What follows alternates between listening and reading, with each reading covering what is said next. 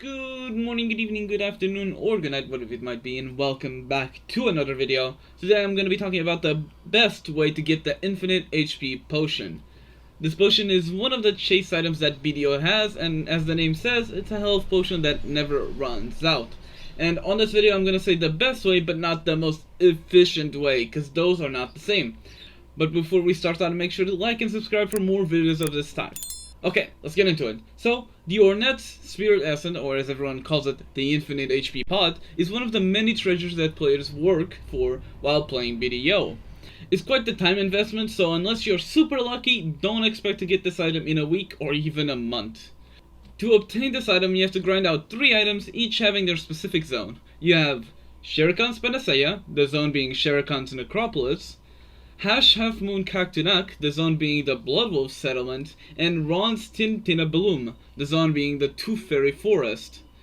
Each of these items also have what we call pity pieces, that after you collect 100 of these, you can turn them into a full piece to avoid unlucky players being in a permanent loop. The pity pieces for each item are the Dragon's Fang for the Shere Khan's Panacea, Bloodwolf's Old for the Half Moon Cactunak, and Tranquil Tinoleum for the Ron's Tintinabloom. It's a hard name. You can also do a weekly quest that gives you 5 of these PD pieces. Note that you can only do 1 weekly overall, so if you do, for example, the weekly for the Dragon's Fang, you no longer can do the weekly for the other 2 items, so you would have to wait until the reset to do the others. So what do I recommend doing to obtain these items? Let's start with expectations. Like I said before, you aren't getting any of these items relatively soon unless you're lucky, so don't get disappointed when you don't get it right away. You should aim at least 1 hour per day, minimum, to slowly make progress on the PD pieces, at least with a slight chance of the full piece, and to complete the weekly quest if you have it available. This makes sure that you don't get burned out of the game or your class, because it can turn into a drool if you do it too much to the point you can't even look at the mobs anymore. Next, let's get into what zone I recommend doing first. I recommend doing Shere Khan's Necropolis first. You might be wondering and asking, Raycon, isn't that the highest AP zone out of the 3? Yes, you would be correct. It is indeed the highest AP area, but also the most annoying one. Here's the thing about Shere Khan's Necropolis.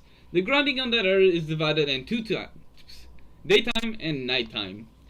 During daytime, it's like any other zone. You have mobs packed up in groups and around the area, but during the nighttime, all of those mobs disappear and the statues surrounding the area become interactable and capable of summoning an elite mob. This isn't the most annoying part of Shere Khan's though. The annoying part is the mobs themselves, especially during the day. Shere Khan Daytime contains a mob called Frederick, which is a shield user that blocks any frontal attack and has the most annoying amount of CC compared to other mobs. So what usually happens if you're a melee class or even range is that if you hit once while in the group, what will happen to you is you being chain CC'd and not being able to play the game for like 5 seconds each chain. And this tends to happen a lot, so imagine this happening every other group of mobs for 1 hour. It becomes pain itself. You're now probably wondering why I'm recommending the most painful area right away. Wouldn't that lead to players quitting right away? Well, the reason I could recommend doing this area first is because it is annoying. So you want to get past it as soon as possible to go to an easier and more fun areas. Here's the route during the daytime. This isn't the most optimized route, but it's a simple one, easy to memorize, and you can take it around if you wanted to, or if it's contested. For nighttime, I don't really have a route. What I recommend is picking any statue that isn't Frederick. The way you distinguish the statue is by the symbol shown, so you want to avoid the one that has the shield. Okay, once you're done with that, for the next area that you want to go to is the one nearest to Shere Khan's, which is the Bloodwolf settlements. Bloodwolves compared to Shere Khan's will be a walk in the park. There's no specific mechanic here that will change your rotation that much. Here's the route that I use. It's simple and effective and right to the point. What might happen from time to time though is after a bit of grinding you might get a warning saying that the guards have noticed the prison is being broken free. What this is in the area around of where you're farming, a group of Bloodwolves is spawning, which when killed spawns a bigger mob, although nothing that you shouldn't be able to hand. That was a simple one, so let's get into the next one. After you're done with Bloodwolves, you only got one more area to deal with, which is Ronaros Forest. Personally, this area was my fastest one. I got lucky and dropped the item in 4 hours grind time. I didn't have much of a route for this one, so what I'm gonna do is share a common route on the description of this video. which has a route that other players know better and have done it for longer times. But that's it, basically zone-wise at least. So what I'm gonna do next is give you some tips on how to make your experience a bit better with these buffs. You want these buffs to make the grinds easier, possibly shorter, and perhaps get some extra silver and XP along the way. Although they are not mandatory at all, they are fully optional, so use them if you want to. So you want to get item drop rate buffs. These can be obtained in various ways, but the most common way is through item collection scrolls. These have two tiers to them. Level 1, which gives you a 50% item drop amount, and a 100% item drop rate buff, and consumes 1 second of it every second. This sounds weird, but I'll explain it later. And then you have level 2, which gives you a 100% item drop amount, and a 100% item drop rate, but consumes 2 seconds of it every second. I recommend just staying at level 1 because you only care for the item drop rate and not drop amount. You can also increase your drop rate via the Blessing of Kama Sylph, which gives a 20% increase in drop rate. If you want to see other ways to increase your drop rate, I'll leave a link in the description with all of the available buffs to do so, because there are a lot of them. The other buff that you want to get is the Simple Crown Meal. This gives you AP, it gives you 10% combat XP and 5% skill XP, and it increases your weight limit and gives you a bunch of other buffs. So you want to get this at least running, at least this one.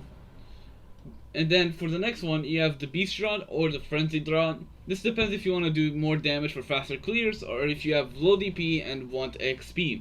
So if you want damage, go for Frenzies. If you want the XP, go for Beast Rod.